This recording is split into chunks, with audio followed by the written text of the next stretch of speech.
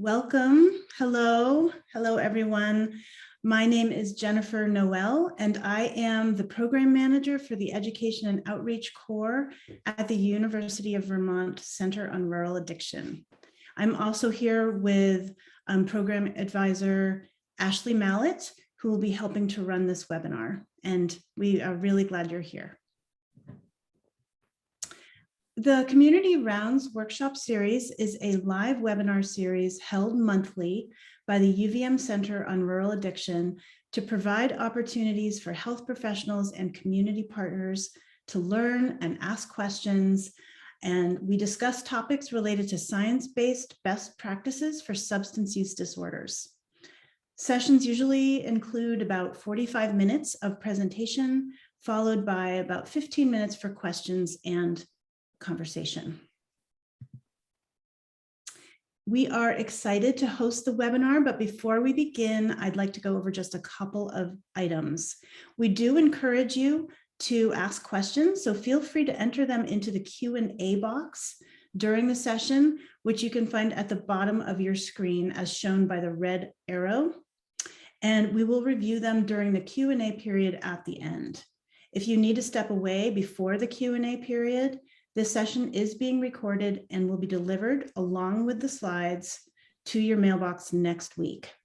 So if we run out of time before answering all of the questions, we will follow up with you via email.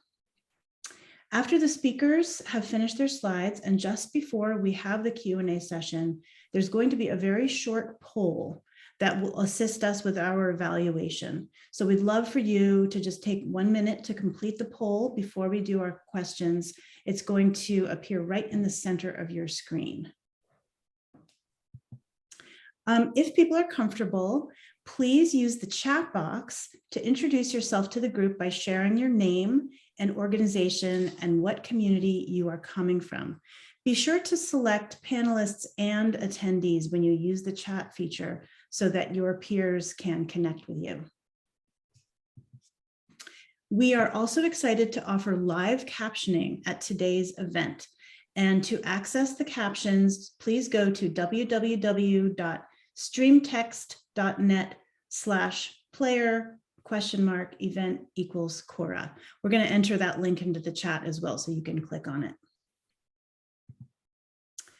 Continuing education credits are available for those who attend this session live. We will share the link in the chat box during the session for instructions on how to claim your credits.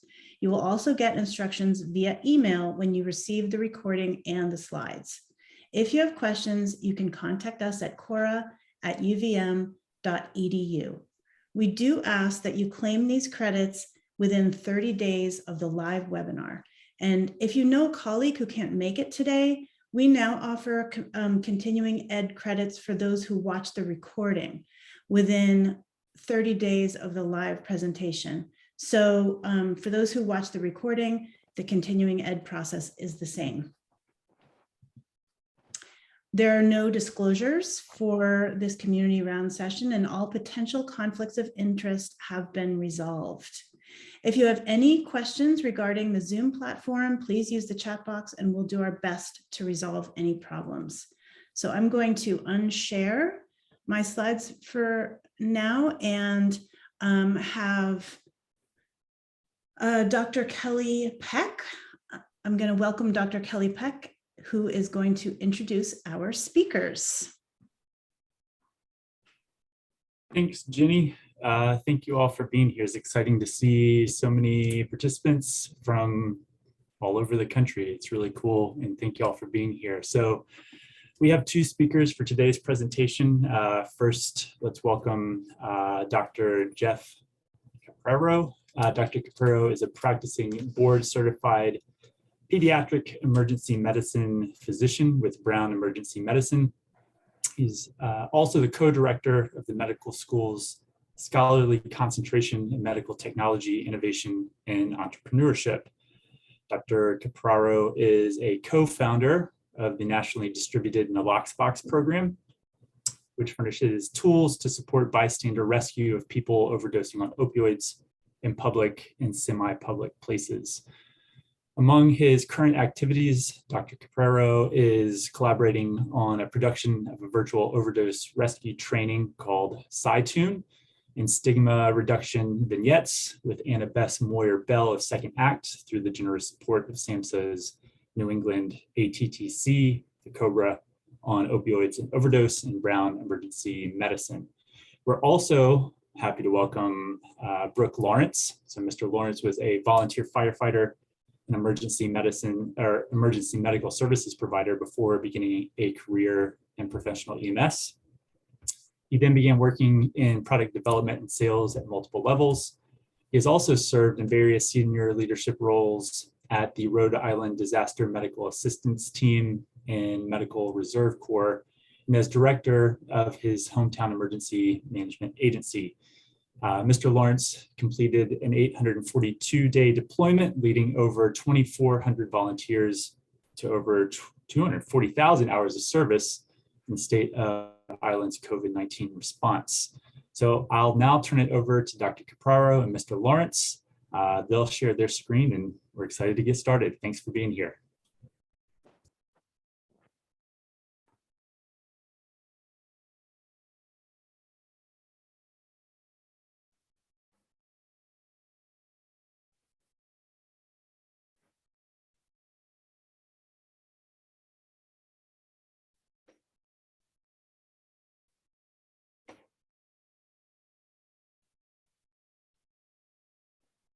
So thank you so much for that welcome, and we're happy to join you today.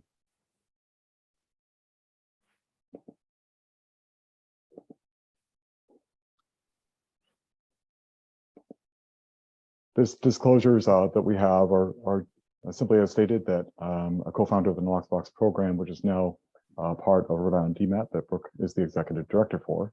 I also have funding that supported this work initially by the Rhode Island Department of Health, and then thereafter, after the COBRA on opioids and overdose, to add some technology to the Knox boxes to sort of enhance the response of people who use it. Brooke is the executive director, as mentioned, of the Rhode Island DMAT, which has now taken over Naloxone box to distribute nationally, and he's collaborating on this technology development of our box. I have no financial stake in Naloxone box, and it's run through Brooke's nonprofit. So when time matters, we need the right tools in the right places and caring people to use them to best effect. Practicing in community overdose intervention and emergency medicine, Brooke and I are keenly aware of the power of naloxone, the antidote for opioid overdose. We love antidotes for their ability to rapidly reverse a critical condition. They can be the difference between life and death or permanent disability, but their full power is only tapped if the emergency is rapidly identified and the antidote promptly administered. As most people participating today know, naloxone is tremendously effective at restoring the breathing and consciousness of people experiencing an opioid overdose, and it is incredibly simple to use. But cruelly, an ever-escalating number of Americans die preventable overdose deaths each day simply because there was no naloxone present, or at that critical moment, nobody was there to help administer it. Prevention and treatment for opioid use disorder are of paramount importance, but for the foreseeable future, there's a significant need to support and enhance community rescue capacity. We're so thankful for this opportunity to share our perspectives and experience with the Center on Rural Addiction and all those in attendance. And we'd like, at the end of this presentation, to brainstorm with you solutions that make sense for rural communities. Our objectives are to discuss evidence showing the need for improved naloxone distribution, to describe the need for naloxone in rural communities, and to outline the ways that improved naloxone distribution might reduce stigma and other barriers. And finally, to describe innovative technologies that might increase access to naloxone. Our national ever-worsening overdose crisis is hurting both rural and urban communities. It is noteworthy that the vast majority of overdoses in our country and Vermont also involve opioids. Deaths involving stimulants have been steadily rising, and as the graph on the right-hand side demonstrates, since 2012, deaths involving stimulants are occurring at a higher rate in rural communities. In Vermont, 83% of opioid overdose deaths involved 2 or more substances, with cocaine being present in about half. So it's clear that efforts to reduce overdose deaths must take into account trends in the sources of harm and shifts in the type of epidemic one is facing. One way to examine community preparedness for overdose rescue is to look at the numbers, simply asking how much naloxone might be needed. I've been volunteering for several years at the Rhode Governor's Task Force on Overdose and Opioids in the rescue work group, and questions of supply and distribution are of perennial concern and focus. The investigators in this study first classified states according to the type of opioid epidemic they were facing, because the onset of action and potency of the drugs most prevalent in a given community might indicate a different need or different impacts of naloxone intervention. I'd like you to look at the lower row of graphs, which show projected numbers of naloxone kits distributed on the x-axis with the projected number of lives saved on the y-axis. One can see in the left lower panel that in a fentanyl predominant epidemic, the impact of more distribution of naloxone is greatest. But in the far right lower graph, we can see that there's a similar increasing number of lives saved with more distribution.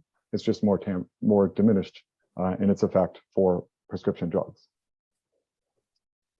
Overall, across the panels, we can see that greater naloxone results in lower numbers of deaths, and that the effect seems to flatten out at about 500 to 1,000 kits per 100,000 population. If you look along the top graph, it demonstrates the probability of naloxone use in a witnessed overdose along the y-axis and the rate of naloxone distribution along the x-axis again. So no matter what type of opioid epidemic you're facing, greater distribution of naloxone delivers high rates of naloxone use by bystanders. So one could ask, why all this emphasis on naloxone? And the answer is because it works. When compared with a range of opioid interventions, the availability of naloxone is the most effective intervention at reducing opioid deaths. In this study, the authors modeled the impacts of various evidence-proven interventions on opioid mortality. Naloxone is not a panacea. This table demonstrates that an estimated reduction of 21,000 deaths would occur in 10 years, but it's clear that naloxone efforts need to be paired with other evidence-based interventions to maximize the number of lives saved. It's noteworthy in the table that the next most impactful interventions include medication for opioid use disorder, psychosocial treatment, judicious and appropriate acute pain prescribing, psychosocial treatment, and other harm reduction measures, needle exchange, safer drugs, and getting rid of unused opioids. Most of these evidence-based practices for reducing deaths are focused on the needs of people who use drugs. So if a person is using opioids, how are they, their family, or loved ones supposed to obtain naloxone? Naloxone is a prescription drug, and so writing a prescription to a person identified at risk is a tried and true method. Someone who uses opioids or opioids in large amounts for pain, who uses recreationally or has a diagnosed opioid use disorder, or it might be somebody who's in recovery or recent release from prison, very high risk of overdose, or people who use other sedating drugs such as benzodiazepines and alcohol. And importantly, as the previous graph showed, users of stimulants and other recreational drugs may be at risk of opioid overdose. Next, street and community outreach is a mainstay of distributing naloxone because it provides robust, lower barrier methods to getting naloxone into people's hands and engaging them in other interventions and help. Emergency use of naloxone and leave behind programs by first responders addresses immediate and future needs for timely response. And pharmacy standing orders have been adopted in many states and improve access by removing the need for personal prescriptions for naloxone. Finally, naloxone can be furnished as a public rescue asset in vending machines and naloxone boxes, which is a very low barrier distribution method for both emergency or future use. Local experience and the national survey of our Naloxbox program have demonstrated that naloxone provided this way can save lives. The low population density of rural communities provides a unique challenge for access. But just like more densely populated areas, a person's rescue still depends on others recognizing the overdose and intervening. The naloxone just can't be in the pocket of the person who's using, since she or he cannot rescue themselves or others that they are using with. The rescuer may be close to the person experiencing overdose or may be a complete stranger. I'd like to share two studies that address public placement of naloxone for layperson rescue. Investigators in the Boston area asked if they pre-position naloxone Would members of the general public be able to accomplish the steps of rescue? And would they do it in a time frame that results in earlier rescue than EMS response? They conducted a sidewalk trial. They demonstrated that even in Cambridge, where the EMS response time is only 5.5 minutes, naloxone could be successfully accessed and delivered by laypersons in advance of the arrival of EMS. This timeline along the bottom demonstrates when participants accomplished these tests. One can see that the simulated dispatcher was contacted in a median of 48 seconds. The box was unlocked. It was a locked box in this case at 138 seconds. And naloxone was administered at a median time of 189 seconds, which is a couple of minutes ahead of the time frame for that an ambulance would have arrived. And it's noteworthy that even if the EMS arrives, they still need to make an assessment of the patient and then deliver the treatment, which would result in additional time delays. When community naloxone is provided without a lock or code, response times could be even faster. And there is opportunity for community members to access naloxone for future needs. Different localities need to consider the ideal positioning of such rescue assets, how accessible they'd like them to be, and also whether the intention is for emergency use only. The other study related to pre-positioning of naloxone as a community rescue asset was conducted in Cambridge, Massachusetts too, and they sought to identify how much clustering of opioid-related EMS runs was occurring in order to strategize placement in the community. They concluded that naloxone placed at the centroid of just 3 geographic clusters would provide naloxone within 200 meters of 40% of the EMS opioid overdose calls. So cluster and hotspot data may or may not be available to everyone wishing to seek to deploy public access naloxone and related naloxone interventions. But even in the absence of such high-end data, I'd suggest having a conversation with EMS providers and harm reduction workers working in the community will guide you to the right places. They very likely have a good sense of the optimal locations. The NIH-sponsored Healing Communities study and the Communities That Heal intervention is an ongoing 4-state randomized control trial to reduce opioid fatalities and connect people with care. Communities are empowered to implement a range of interventions spanning prevention, treatment, and rescue. We are not participants in this trial, but one of the investigators shared that he was skeptical about public access to naloxone. However, he said he was starting to come around when they could not make inroads in a facility that was experiencing a lot of overdoses, and the only intervention they would accept was a community access naloxone box. Brooke and I are implementing a national program. In implementing a national program for community access naloxone, we're motivated not just to reduce deaths, but also putting naloxone out in the light of day to spark conversations, reduce stigma, and hopefully accomplish broader community buy-in regarding naloxone, rescue, and caring about individuals with opioid use disorder. So the hope is that the secondary impacts of enhanced distribution will include reduced stigma, improved awareness, spurring conversations, and conveying shared community responsibility. And I'll hand over to Brooke here. Thank you.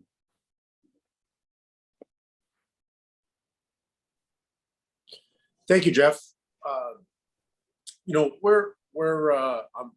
There's not a personal note. Thank you very much for the opportunity to attend today and present some information. I think this is a great platform to disseminate information and get collaboration. And collaboration is a big word for us because we feel that it's really kind of that synergy that brings good ideas together. We work on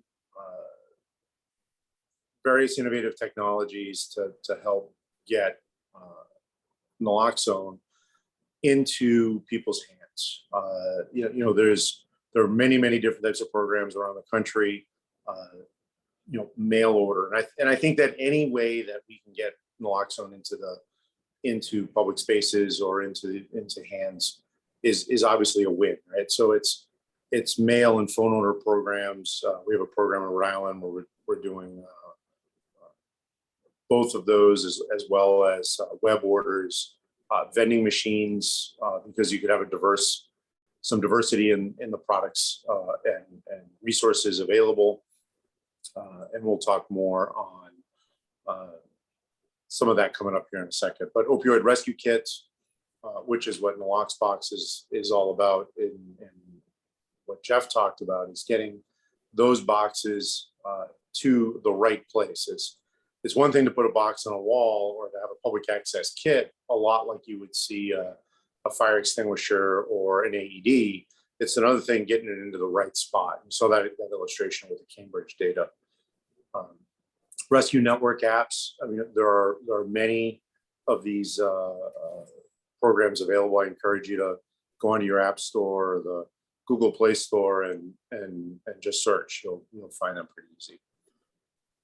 911 dispatch with assisted CPR is typically something that's very much in play around the country with pre-arrival instructions, and now we need to work to make sure those 911 dispatchers understand and how to recognize opioid overdoses so that they can give pre-arrival instructions for the administration of Narcan. Next slide, Jeff, please. So we are working on some really innovative things with using GIS data. This is just a sample. Actually, you can go to the next slide as well, Jeff, so we'll bigger view of that. So this is just an example of, there we go. This is just an example of where some nalox boxes have been deployed around the country. This is eastern United States. And if we were to zoom in on this map, it'll become more and more granular to the street level as we develop this technology and this capability. I think that's really underscored with the Cambridge data, where it becomes really important to understand where your overdoses are and how you can make the most impact with good strategic placement of whatever rescue devices that you're putting into place. Next, please. So we have, and not only with our naloxone programs, but several other projects, I always like to put the most amount of opportunities for success into the path. Growing up in a rural community, and there is such a place as rural Rhode Island, believe it or not, on the western side of the state, but it's a those rural communities are challenged, right? So any place, there are kind of multiple layers of success or multiple layers of possible rescue. So points of distribution certainly is important, whether that's being done by community outreach, community-based organizations, utilizing public access with rescue kits in those strategic spots, partnering with your fire EMS agencies and law enforcement. Public safety has kind of a long memory, and they have a lot of really great data. If you're not leveraging that data, I encourage you to pick up the phone and try and have those conversations with those groups, because they're going to those calls. They know where the hot spots are, and they probably don't need a database. They know where the hot spots are just because they're going to those spots, to those locations frequently. Public access agency leave behind kits, I think, is a great concept and has been successful in many areas around the country. And then all of you, your outreach programs, community-based grassroots groups, that is where the rubber meets the road, and the best impact can be made, because we have a saying in emergency management is all emergencies start as local emergencies, right? So it's really important to, if you're seeing a trend, jump on it, analyze it, and take action, right? So we don't want to have paralysis by analysis, but look for those other community partners that you can partner with and benefit in your efforts to combat the problem. Next, please.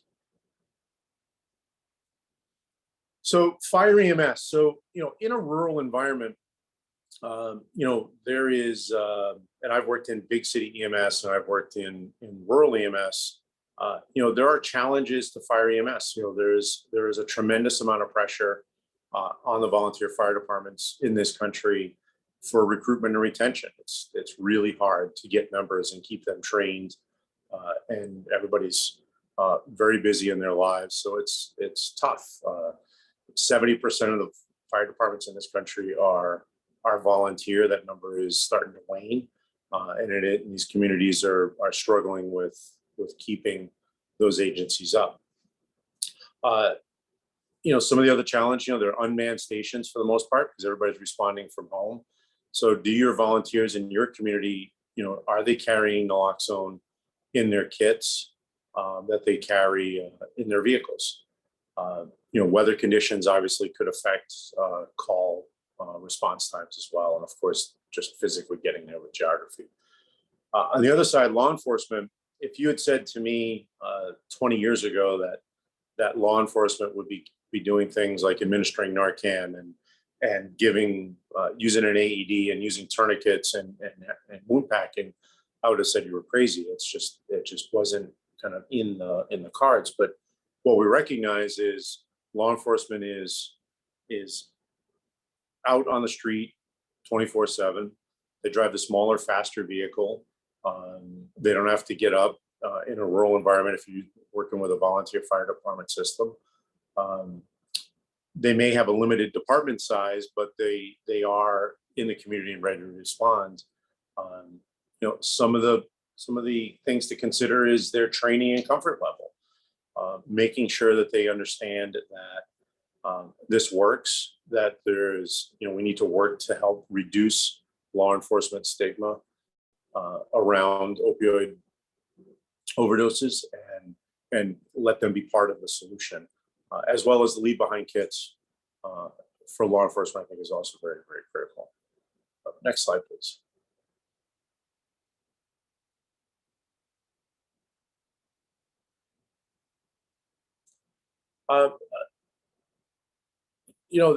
What we're seeing now with access or public access naloxone, whether it be in a nalox box or sitting on a counter or wherever the deployment method may be, is the same headwind that we saw 20 years ago with AEDs is the same thing that we see now, right? So we just need to keep pushing, keep challenging the status quo and kind of make that area where that AED is hanging on the wall, kind of that public safety life-saving center with not only naloxone, but hemorrhage control kits, the AED, the fire extinguisher. The concept of that life-saving station is really there, and I think can make a big impact on positive outcomes. Next, please. Living in a small town, everybody, it's like living in, it's Cheers, right? So everybody knows your name. Well, they also know your business. Rural stigma, I think, is personified really by that analogy.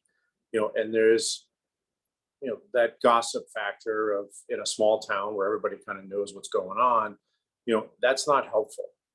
We need to stop the gossip. We need to, in our programs, talk with groups about that it's not okay to be gossiping about other people's trouble, and that's going to be a big part in helping to start reducing the stigma. And we see this across all socioeconomic classes, right? So the first responders just need to be reminded that HIPAA applies to substance use disorder as well. Next, please. So the nalox box gets credit to out in Indiana. They developed kind of this points of distribution model using a box where they're using, and I thought this was really brilliant, was to take naloxone with recovery information, seal it into a poly bag, and use it as an anonymous source or anonymous spot that folks could access rescue kits. Again, I think that speaks volumes about that rural stigma, that people want to be able to access rescue kits in an anonymous fashion, and this is a great way to go about doing that. As well as leave behind kits, in-person distribution, maybe in libraries where they can just be taken off a counter. But it's utilizing these kits with not only having the naloxone, but instructions for use, maybe QR codes to short videos that demonstrate the recognition and the use, as well as, most importantly, recovery resources. Next, please. We talked earlier about data from fire and EMS and the police department. Every state's collecting, or most every state is collecting overdose data. Geoff alluded to it earlier. Work with your fire and EMS partners, find that data, and then drill down into it, understand it. One of the things that we're working on is taking GIS mapping data of box locations and then overlaying that to the overdose data, and then being able to put the box location available to 911 centers so that they know if there's a call for service in a particular hotel or location that there is naloxone on site to give pre-arrival instructions. That's going to bring in the whole process around full circle. Next, please.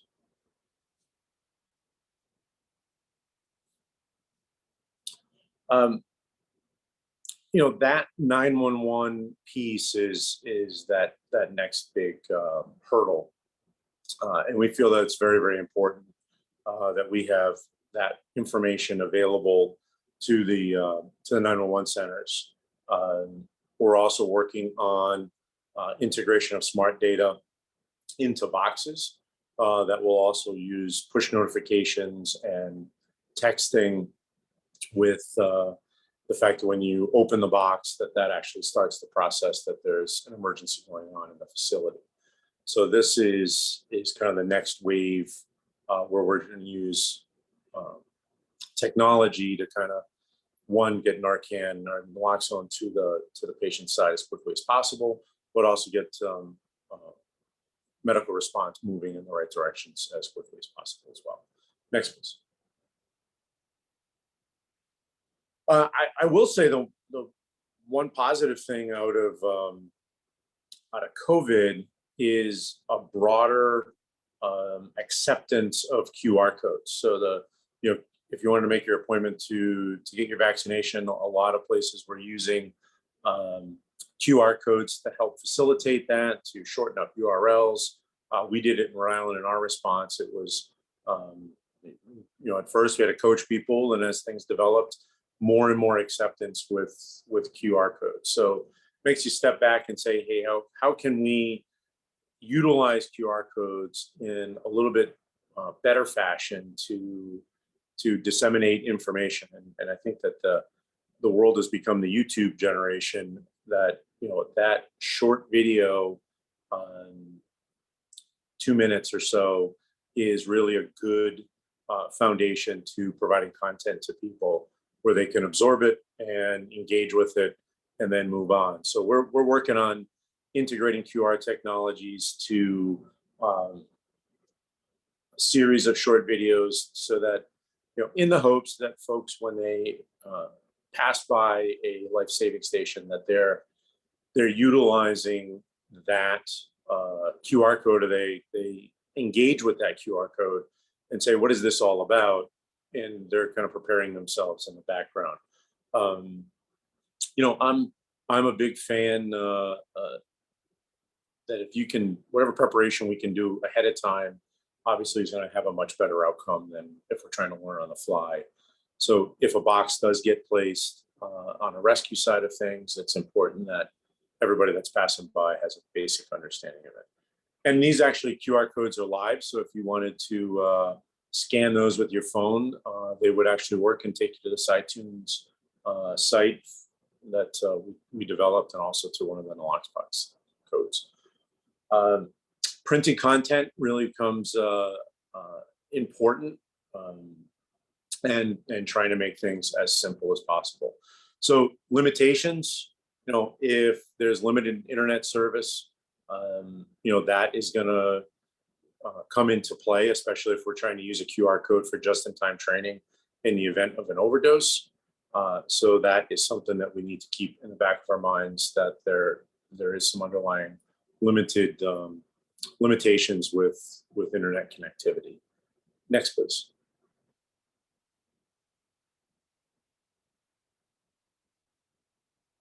I'm a big fan with informational posters, but putting them in unique places, right? So my favorite place, and everybody should get a chuckle out of this, is the back of the restroom door, right? It's kind of a captured audience. You're not going anywhere.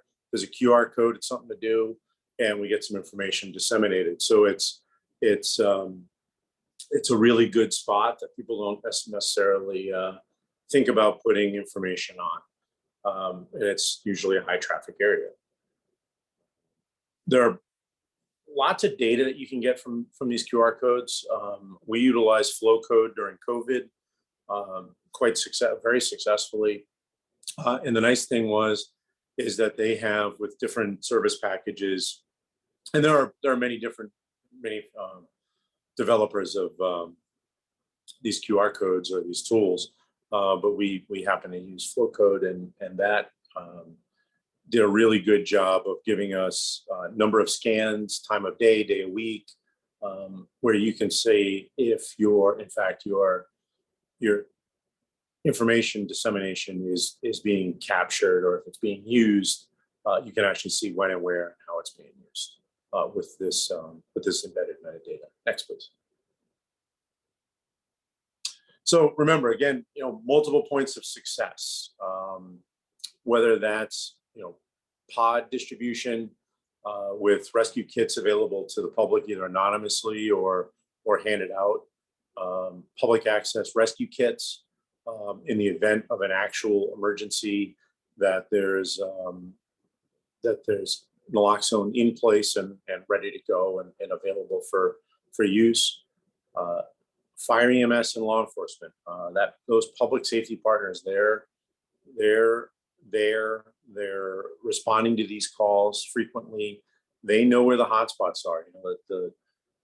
The data is there. You certainly can get a very nice map and see all the points. But those fire EMS people, if you walked into their station, explained who you were and said, "Hey, where are these hotspots?" They'll be able to list them off for you. Public safety agency leave behind kits has been very successful.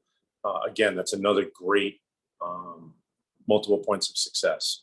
And then all the work that community programs and outreach and grassroots, again, that really is that rubber meets the road, where all these emergencies start at the local level. Next, Geoff, please. Thank you. This was great to put together and share some of these experiences. Our objective is to reduce stigma and save lives. So by everybody taking an hour out of your day today to tune in and watch, I think is a tip of the cap to yourselves, and thank you for your time. Thank you, Brooke. Yeah, we'd really love to have a conversation. We've been urged to stop sharing screen now for a quick poll, and then we'd love to have a robust conversation. So I'll stop sharing now.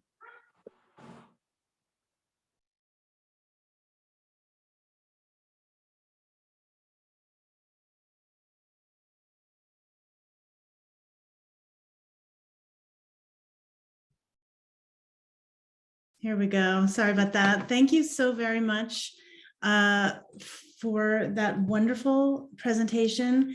And thank you again to everyone who has joined. I would just like to go over a couple of things, and then we will have time for some questions and conversation. So I am going to launch a very quick poll. It's going to pop up right now. This will just be up for about 1 minute, and there's 4 questions there, hoping people will answer those, and then we'll move on to the next thing. Let's give you another 45 seconds or so.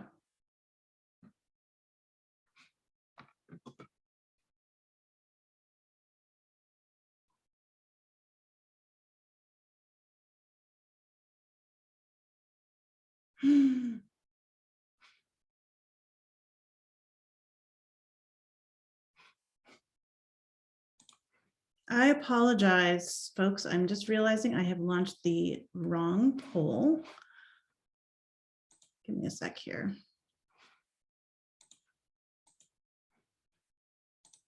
This will just take another minute.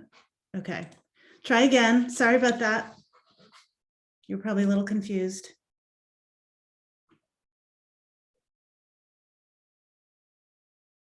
This is the poll that is for today's webinar.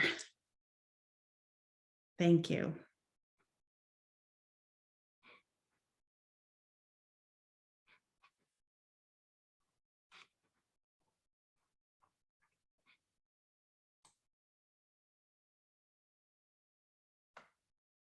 Okay.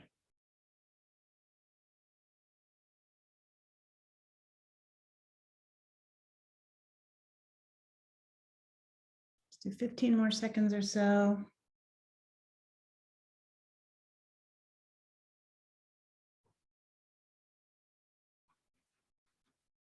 All right, looks like most people have finished. Thank you. Okay, so about continuing education, you will receive an email in a few days with the recording and the slides for the webinar, and also instructions on claiming continuing education credits. And just want to let you know about our next community rounds session. That will be on Wednesday, August 31st, and the topic is practitioner and stakeholder perspectives on opioid use and treatment across rural northern New England. It'll be presented by Dr. Valerie Harder and Julia Shaw, and you can go ahead and register for that at any time now at go.uvm.edu/rural practitioners. And now I am going to hand it over to Ashley Mallett, who will facilitate our questions. Hi, everyone. We did have a few questions come in. And so Brooke and Geoff, if you guys are ready, I will start with the first one and we will go from there. Great. Excellent.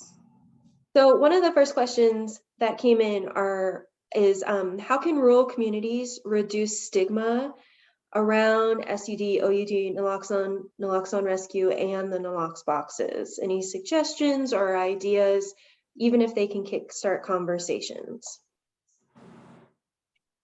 I think this is I don't pretend to have enough expertise to answer this. It's a tricky question. I think that, putting things in public places, we just think creates conversations. So, we made installations in the lobbies of multi-floor buildings. And if you walk by it every day, that's just sort of a why is this here? It just gets people thinking about it, if not talking about it, I think. I think that, the stigma question seems to be linked to another theme for me, which is there are people who ardently care about people with opioid use disorder and all those at risk for overdose. And then there's probably a good chunk of people who just, it's not on their radar, and I think that it's kind of those people that I'd most want to reach out to with stigma reduction and things. So I worked with a drama therapist for this stigma reduction thing. It's its second act. And we haven't implemented those yet. We're thinking about reaching out to college students with these quick hitting, 2-minute videos about some people at a party and somebody just collapses and, what's your response? And somebody pulls naloxone out of their pocket. And so, just broadening the people's sense of how exposed everybody is to suffering an overdose, and knowing that, opioids are unique and that there's an antidote. But thinking that I wasn't thinking about opioids, but maybe we all should be thinking about, or maybe we, instead of thinking just about people who are clearly at risk, thinking about the whole community at risk and sort of just being a good citizen. So I think messaging that risk isn't only a few people and that we all want to care more about other people. The hook is a hard question. I can add on to that a little bit. I think the box hanging on the wall, Geoff alluded to it, was it's the conversation starter. So people are walking by and they go, what's that? And if there's a QR code, they could scan it, they can learn more. You could put, posters or information next to those materials, or have handouts or QR codes with your own content. I think that helps drive those conversations, and it becomes a conversation starter from the get-go, because it is, something unique, and they're passing by it. Thank you. The next question that has come in is, with all the efforts to have public access, is there any information or instructions that are being provided in other languages, such as Spanish? Yes, our box has both English and Spanish instructions on it, and we're working actually on some new labeling on the outside of the container to address some of that as well. Yeah, the infographics have been bilingual, and I think that's another place where simple technology like the QR. Like, why wouldn't you have infographics in 100 languages? There's no limit. Once you get a tech-based thing, you don't need a 100-page pamphlet. Very true. Thank you. We have a question from one of our participants. He would like to know if you could explain how both the Nalox box and potentially the naloxone vending machines operate. How do people access them? How do you determine when they need to be restocked? Great question. So the box simply mounts to the wall. I'll talk about both, but the box mounts to the wall with 4 screws, and depending on how your organization works, and it's a really of a complex scenario, because nobody's doing it really kind of the same way across. There's no universal answer, I should say. So some entities like the grassroots group may kind of maintain oversight on the box, and I happen to be at the Hilton Garden Inn in St. Pete Beach right now, where maybe the hotel doesn't want to be responsible for making sure the box is filled, but there's a grassroots person who maybe stops in once a week, or they notify them, and the box, then they have the ability to maintain and fill the box. Other organizations may take ownership of it and be responsible for it, so that becomes a little easier. But the grassroots groups and those programs have been doing a lot of really great work in maintaining a network of boxes. And then if they do have a use, there's a easy phone number that's stuck to the box where they can say, hey, we need more Narcan in the box. So that's boxes. And same thing really applies with the vending machines, is that somebody's monitoring it on a semi. Yeah, it's usually facility managers. I mean, the ready-made partners for these things are the people doing opioid education and naloxone distribution programs everywhere.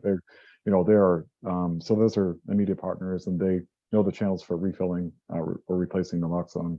There's a sort of philosophical approach we've had from the beginning, which these boxes are not going to be locked. We want to make it very low barrier.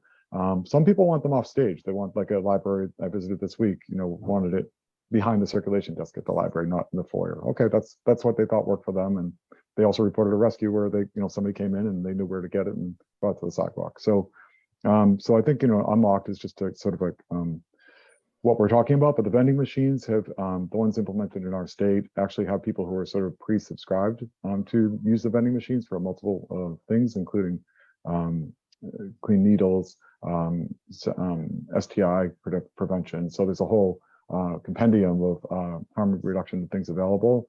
And in some sites, they actually had a code that they personally know that will allow them to access.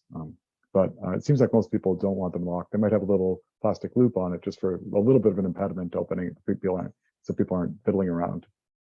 Fantastic. I'll also say, the Indiana, like Brooke said, people are, they wanted to install them at like Pez dispensers. They wanted 10 boxes inside the box so that people could just take them. And we also thought we do the same with fewer number of boxes. If one place pops up as being continuously empty, that means that's a place where we need to do more intervention and outreach. Perfect, thank you. The next question is, have you all done any specific work around emergency department distribution? You talked a little bit about it in your slides. If you could go into more details, that would be great. I say quickly, because I work in emergency medicine, I have to answer this. We're lucky to have a very active group in Brown Emergency Medicine, where there's things are made easier through order sets through electronic records. And so our Pyxis, which is like the drug storage machine, has a kit with naloxone that people can get at the time of discharge. we're very lucky to have a recovery coach program that's integrated with our emergency care as well. So we have the ability for active referrals and peer counseling. Okay.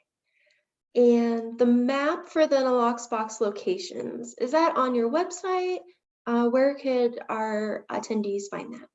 Yeah, that is on there. That's kind of a work in progress where kind of map 2.0 is currently being developed, where we're getting we have a registration process, and that uses kind of older technology with Google Maps. And what we're doing is we're working on an ArcGIS live map, if you will, that'll be coming out in the next about 6 weeks or so. Hopefully a little sooner. I have some meetings when I get back to town early next week. So we're looking forward to that being really a street level map in the very, very near future, which I think is going to be the antithesis for sort of a lot of really good stuff that we can do with 911 data integration, where somebody calls 911 and the metadata for this hotel pops up and they say, oh, there's, you think somebody's having an overdose. Well, there's an Naloxbox, to the left of the concierge desk that you can gain access to Narcan, the naloxone. Perfect. And our next question is the cost. So the cost of a Naloxbox, and then if possible, the cost of a vending machine. A Naloxbox, if you go to naloxbox.org, you can see costs there. They're $275 a piece. That does not come with Narcan. That will come with our new kind of mapping suite as well. And vending machines, I don't have specific costs in front of me, but it's obviously quite a bit more expensive because it's a Yeah, I don't know either. larger footprint. I apologize for not knowing that. Okay. And let's see, what is, or what do you think is one of the best ways to expand the pool of rural community members so that they can be aware of where the nalox boxes are, where naloxone is, any recommended trainings, anything that would just be, let's say, final comments that can inspire our attendees today to look more into it and figure out how it might work best in their communities. Yeah, I mean, I think geography and distance is a big problem that I think individual communities would have to address about whether a public place makes sense. Where the most foot traffic is. I'll defer to Brooke for the rest of that answer. Yeah, I mean, I think community trainings, right? So the fire department, fire EMS, or your grassroots group, utilizing social media, engaging with the emergency management agency. I'll give a plug to my fellow emergency managers around the country. We are pushing out data or information on hurricane preparedness or tornado preparedness or whatever thing that we're messaging. But we could also be messaging information about reducing stigma, and it's very easy to do. It's virtually no cost if you're not doing sponsored posts. And if you put a Naloxbox up in the public library, then tell your community about it. Yeah. It's kind of that simple, right? So if they know it's there, and that might start some conversations. Those conversations might start with a negative overtone, but explaining it to them can help really reduce that stigma. I think that's really important. Yeah, and the social media game that I've seen is extremely light. We need to do a whole lot better as public health practitioners and spreading the word. And the scan, why you could have a QR, why is this box here? Or I'm worried about a loved one, and so think about active referral from a physical box, right? And so I think we need to really apply everybody's creativity to solve those problems of access and just create inroads. Thank you. That looks like all the questions we have. I'm going to turn it back over to Jenny. I've dropped your website, the naloxbox.org, into the chat, so our attendees can always go to your website and look if they have any other questions. Thank you. Thank you. Thank you. Thanks, Ashley. And thank you once again to our speakers, Dr. Geoff Capraro and Brooke Lawrence, for the time you took today to come and tell us about naloxone distribution. This has been a really interesting and helpful. And for our attendees, if you have any further questions or comments for our presenters or for CORA, please feel free to contact us at cora@uvm.edu. And thanks again so much for joining today. Have a good day.